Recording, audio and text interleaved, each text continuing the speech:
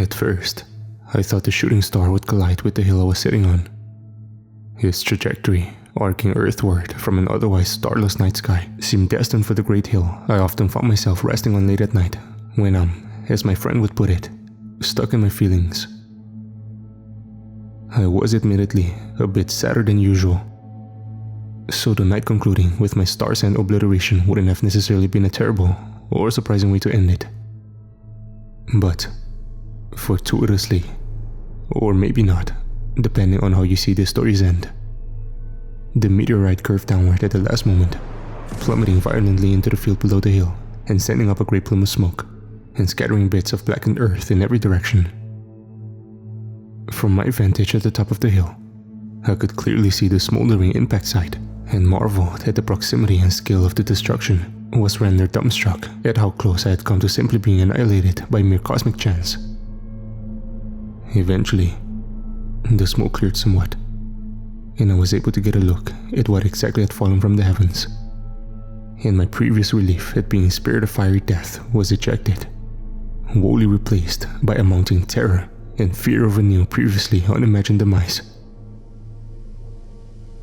Within the black rim crater, stirring amidst the smoke and molten debris, was a creature, a horror from some unmapped sector of the great abyssal gulf beyond Earth.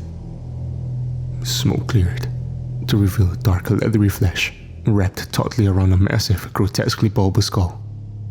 The entire structure riddled with eyes, or glazed orb-like projections resembling sight organs. Veritable magma fell away from a body that was, to my best guesses, some genetic cross-mixture between a scorpion and a salamander. Its body was a triply segmented trunk from which kicked and spasmed 6 reptilian limbs. The whole abominable thing was slick with a clear, sparkling mucus, as if newborn of some celestial womb. A tail, jet black, undulant, and laterally spiked along the entirety of its length, flicked away what remained of the smoke, revealing the wholesale horribleness of the alien entity. The thing was massive, would have dwarfed a school bus, and it was no surprise that it had survived atmospheric entry. The sheer bulk of its body, coupled with the obviously heat-resistant flesh, proved that it could sustain and withstand incredible damage. Shaking away what little disorientation it had suffered from its landfall, it rose from the still burning crater, rearing itself almost elegantly into the moon-illuminated night. Perched upon the crater's rim, its frame whitely gilded in the lunar glow, it reminded me of some angelic image I'd seen as a child above an altar at church, though there was plainly nothing angelic about its cosmically inhuman presence. Somehow, both awestruck and terrified, I sat petrified atop the hill, initially ignorant to the sudden cold that had arisen at the emergence of the ultra-terrestrial creature. Soon, the crater beneath it cooled, the flames dying out with startling swiftness. And then the earth, once superheated by the kinetic destruction carried out against it, likewise chilled and then froze, the volcanic rock hardening and frosting over in a matter of seconds. The creature, consciously or naturally possessed some kind of cooling ability, emitted an invisible but incredibly powerful coolant from its alien pores. After a few moments of basking in the lunar light, it lowered itself onto the level, partially scorched ground beyond the crater. And despite the grace with which it carried out this simple maneuver, the earth shook with its landing. The lizard-like claws sank into earth, but the creature, upon settling itself, found no difficulty in traversing the earth and soil. It quickly scuttled a few yards forward, directly toward the hill on which I was sitting. The sensory organs embedded in its hairless, globular head quickly found me, and at the recognition of my personhood in relation to the otherwise unpeopled environment, the creature began its ascent of the hill. This ascent amounted to little more than a small climb for its colossal frame. And upon summiting the hill, it inclined its body forward so that it loomed imposingly over me, its form blotting out the moon and throwing a tenebrous shadow over the peak. The eyes, nightmarishly fixated on me, seemed to peer beyond my flesh, scrutinizing my very soul and I felt my mind or spirit shrink inward, knowing that there was no hiding my physical body from the omni-eyed monstrosity. For a while, it simply stared, regarding me with an almost palpable misanthropy. And then, when I thought I'd lose my mind beneath that abysmal gaze, a slit in its head appeared, and the structure laterally opened, the top half rising like the lid of a box, revealing an interior composed of pink pulsating flesh and long wriggling feelers, slick with a crimson slime. One of these feelers slowly emerged from the cephalic opening, and before I could comprehend its purpose, it shot toward me, leaving a blood-like trail through the air in its wake. Unable to react fast enough, I was struck in the face by the feeler, which felt like the tongue of some perpetually salivating dog. Despite having come from the thing's head, which would presumably be warm, the slime with which the feeler was coated was surprisingly cold. I shivered and wrapped my limbs around my body when the viscous stuff dripped onto me. I would have clambered away, not expecting to escape, but at least to distance myself from the loathsome feelers. But it had, upon contact, immobilized me, and I surmised that the slime's purpose was probably anesthetic. I briefly feared that the appendage would then bore into my skull and suck out my brains. It wasn't an unreasonable fear, given the circumstances. But even as it held to my forehead, I felt no sensations of penetration. My thoughts weren't suddenly clouded or diminished.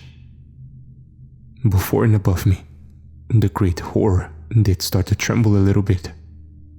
Something was clearly happening, and I tried to think of something to do, some way to appease or placate the alien before it finished whatever monstrous process it had begun. But then, without any actual prompting or pleading on my part, the feeler was abruptly retracted, and freedom of movement returned to me. Rather than get up and run, I quickly went about rubbing my arms and legs, hoping to return some warmth to the nearly frozen limbs.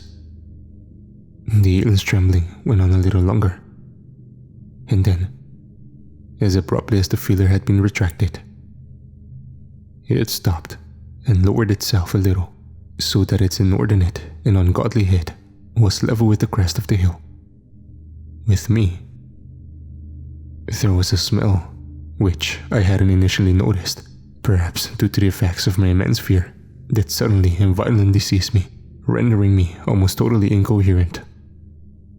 It was nauseating, miasmal, worse I imagined than the tomb-sealed funk of 1,000 rotting corpses. I reeled back, blasted by wave after wave of the windswept feeder. But the alien, perhaps thinking that I was trying to escape, emitted a low earth-rattling growl from some unseen orifice amidst the ice-dotted face. I stiffened in place, my repulsion overridden by new levels of terror. Apparently, satisfied with my obedience, the alien straightened a little bit, and a few of its hatefully glaring eyes closed, making it appear somewhat relaxed. And then, from the same unseen orifice, it spoke, emitting a voice not dissimilar in overall tone to the sonic chaos of a sunk ship buckling under the pressures of the deep. You will be the first upon whom I test my methods for the destruction of the human race. I, Sienna, Cold Bleeder, have come to end the people of Earth before they can merge into a single mass of being, as many of their biological nature have done on other worlds. I have taken your language to give voice to your demise. These words augur the coming of the boreal death. I was understandably speechless. I hadn't thought for a moment that the thing would speak. Wouldn't have guessed among all the terrible possibilities that its first action would be to scan my brain for the words needed to announce its mission. When it became obvious, by its languidly blinking eyes, that it awaited an answer, I regained a minuscule amount of composure and said, "But why?" It wasn't the best reply, and it had technically said why it had come, but I figured it would understand the broader connotations of the word. Plus, I was still too shaken to offer anything more substantial. Your kind, beings of mortal flesh, all eventually coalesce into a single entity if they survive long enough. It is the ultimate goal of a species' evolution. The culmination, or rather, the elimination of its most vexing needs. Procreation and survival. When all are one, there needn't be struggles over resources. Survival simply occurs, effortlessly, and procreation is achieved seamlessly from within. Self-propagation, self-fulfillment, biological perfection. I cannot allow such perfection. Organic life as you know it is despicable, hideous, an affront to the sensibilities of beings beyond your ken. I am an outrider of the stars, emissary of the Nadir dwellers, sent to annihilate those who would dare to become something greater. I wanted to laugh at its statement that humanity was hideous, considering its own ghastly appearance. But I knew that any insolence whatsoever would probably result in my agonizing end. And while it had spoken of its intent to destroy all of humanity, I didn't want to be the first to go.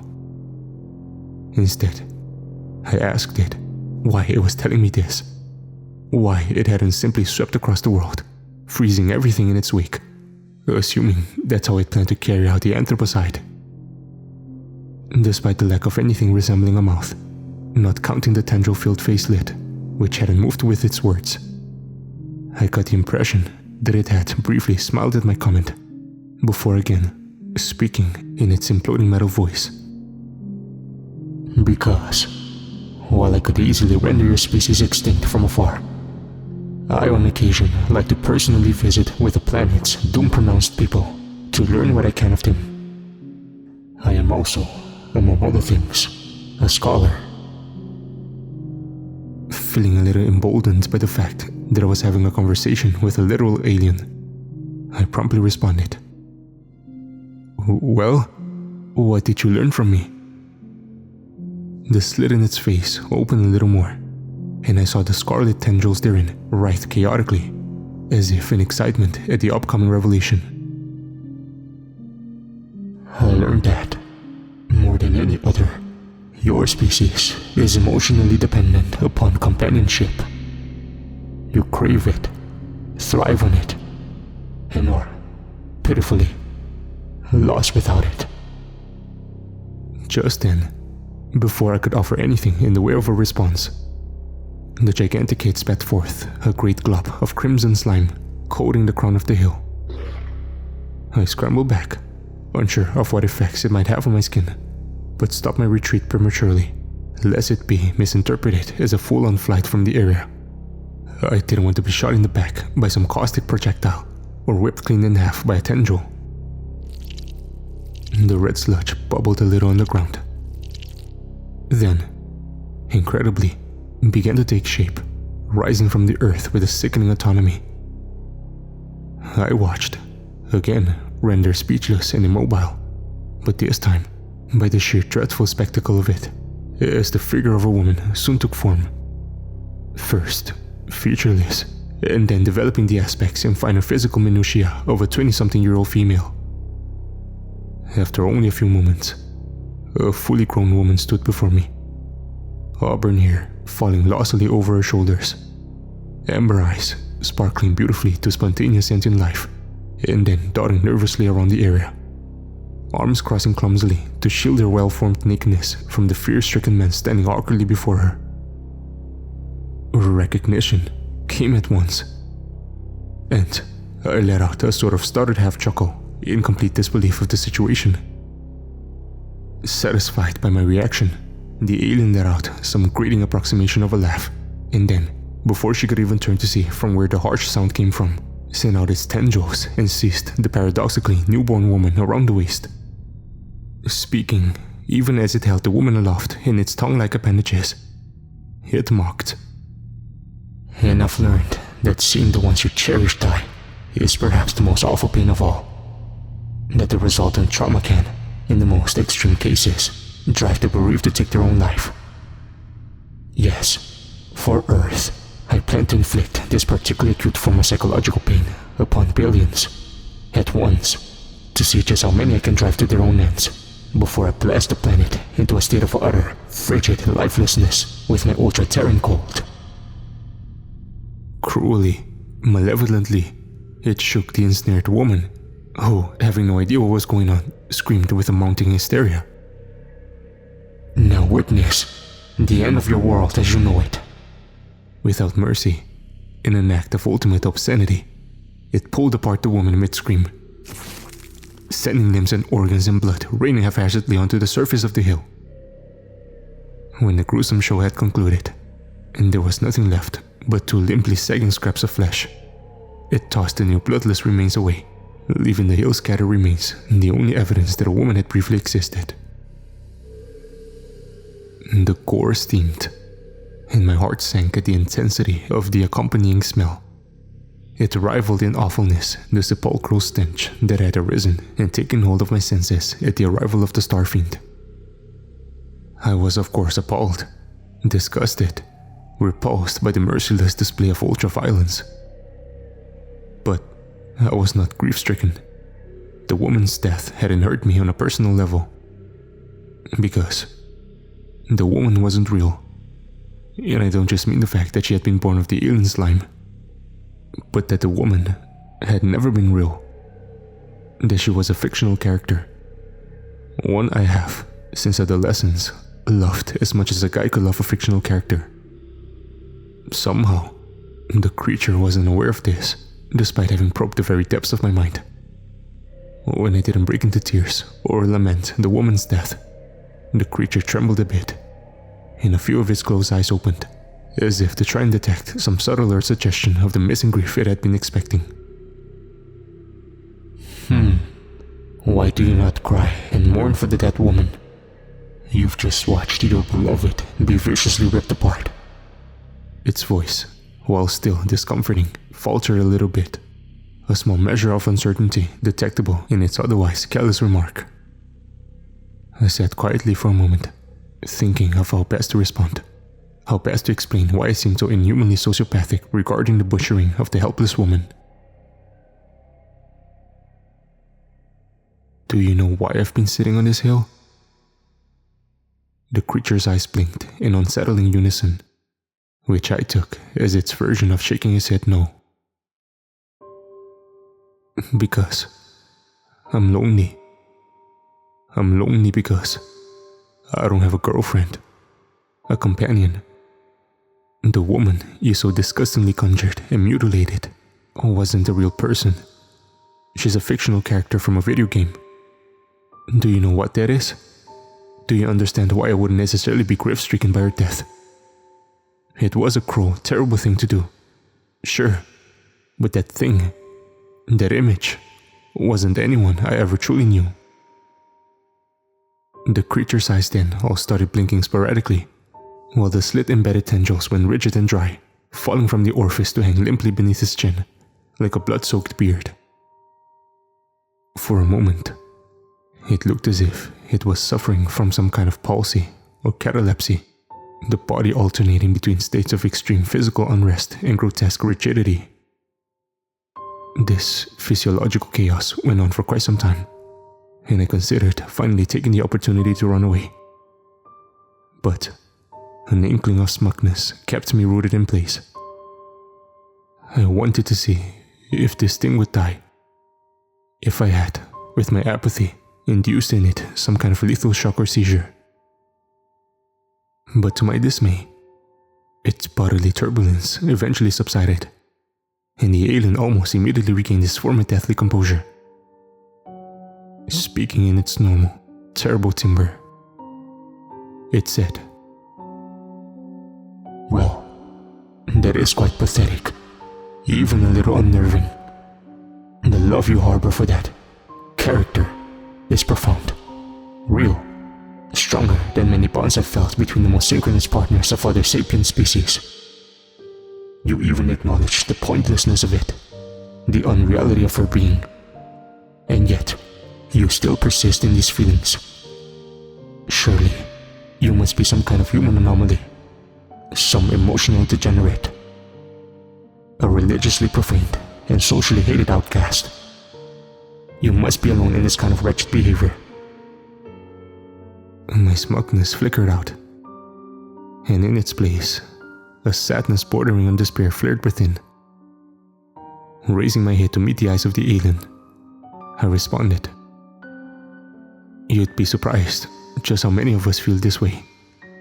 How many of us have resorted to loving unreal, inanimate things, either because we are, as you said, degenerates in one way or another, or because we don't think we deserve love. Others simply can't hold on to it and resort to desperate means to fulfill that nagging need. I'm not surprised that the apex form of an organic species is a singular collective entity. Loneliness is a bitch, man. The alien's eyes blinked languidly for a few moments, the implied expression inscrutably to my tired mind. Then, presumably making up its mind after a moment of contemplation, it reared back, again presenting itself in an almost regal, majestic fashion, beautifully framed in the radiant moonlight. It retracted its feelers, closed its head, and spoke one final time. I do not think I will end this world. Not today. If even a few of you are like that, so wretchedly lonely and convinced of being terminally unlovable, then I do not think I need to worry about your species forming a great and dangerous collective. You are depressing people. That much is apparent. There are other species in the far reaches of this very galaxy who show greater potential for annihilation, who are more worthy of the implacable frost. Goodbye, human. And, I suppose, good luck. Rising from the ground, through some means of telekinetic levitation, it then turned skyward and flew away, leaving me alone atop the hill with the cooling remains of Laura Croft.